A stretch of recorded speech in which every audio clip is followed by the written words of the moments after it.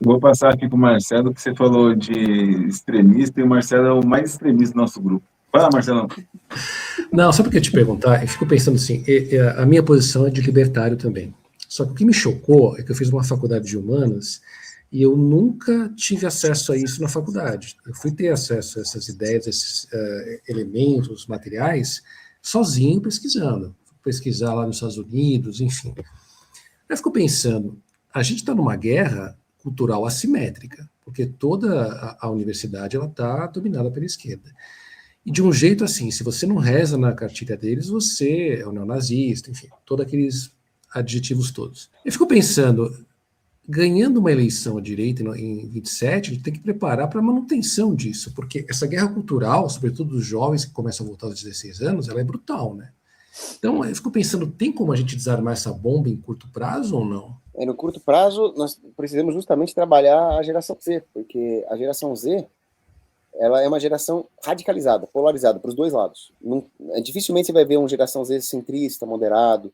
Então, ou a geração Z é feminista, progressista, extrema esquerda, ou cai para aquele lado também da nova resistência, da esquerda que se acha nacionalista, né? No fundo, o professor Olavo falava, não existe esquerda nacionalista, toda esquerda é entreguista, né? Ou a geração Z vai para o lado da direita mesmo, defende a liberdade econômica, defende a restauração dos valores. Você vê muitos jovens aí da geração Z voltando a ter uma vida religiosa, eu acho isso muito saudável, só que, ao mesmo tempo, por serem jovens, não terem ainda estudado a fundo, não terem experiência política, eles são muito suscetíveis a maus argumentos, a propaganda, e acabam, às vezes, faltando com a consistência na defesa das suas ideias.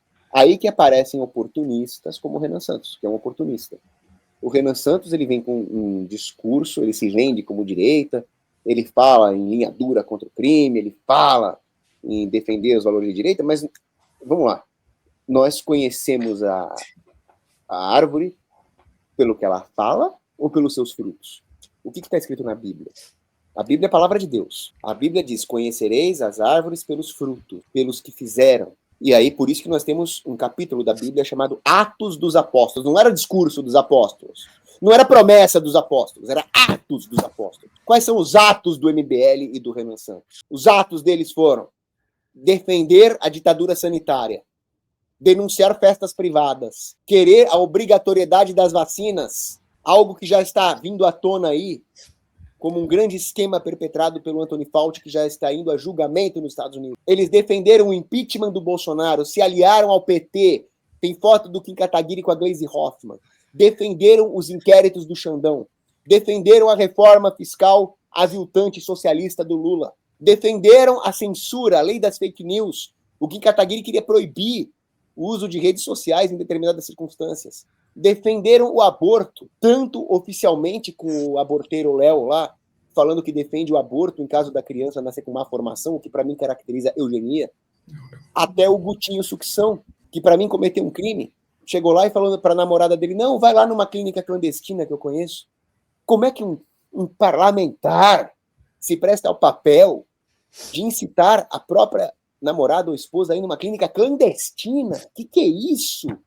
Que é isso? O Arthur Duval foi caçado por um áudio de péssimo gosto, mas ainda era um áudio. O Guto não. O Guto falou, não, vai lá na clínica que eu conheço. Esse é o MBL. Então, nós conhecemos as árvores pelos frutos. Não adianta ele vir com um discursinho, e o próprio discursinho deles esconde armadilhas terríveis. Por exemplo, o Renan Santos fala em direito penal do inimigo, prendeu, matou. Eu odeio bandido. Eu sou a favor da pena capital. Eu sou a favor de acabar com saidinha, com audiência de custódia, leis duríssimas. Mas se tem uma coisa que me assusta mais do que bandido, é tirania.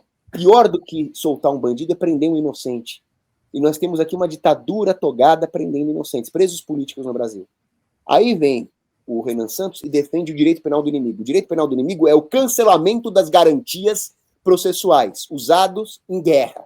Aí ele defende uma coisa dessas, numa situação onde o Xandão está no STF, e o mesmo Renan Santos tem vídeo comemorando a prisão do Alan dos Santos, dizendo que o Olavo de Carvalho devia ser preso.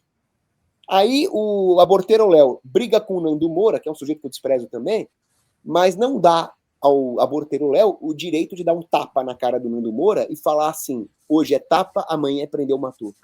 Então, Quando o Renan Santos fala em direito penal do inimigo, quem é o inimigo? Eles já falaram quem é o inimigo. São os direitistas, são os bolsonaristas. Deus me livre o Renan Santos no poder. Esse cara é um perigo. Então nós temos que explicar para a geração Z quem é o Renan Santos, o que ele estava fazendo quando esses moleques eram adolescentes jogando videogame, o que significa direito penal do inimigo, o que significa o MBL na história do Brasil, se não alguém que surgiu para sequestrar as agendas de direita e preservar a chapa da Dilma. Era para cair o Temer também, o MBL foi lá e preservou o Temer, preservou o PSDB.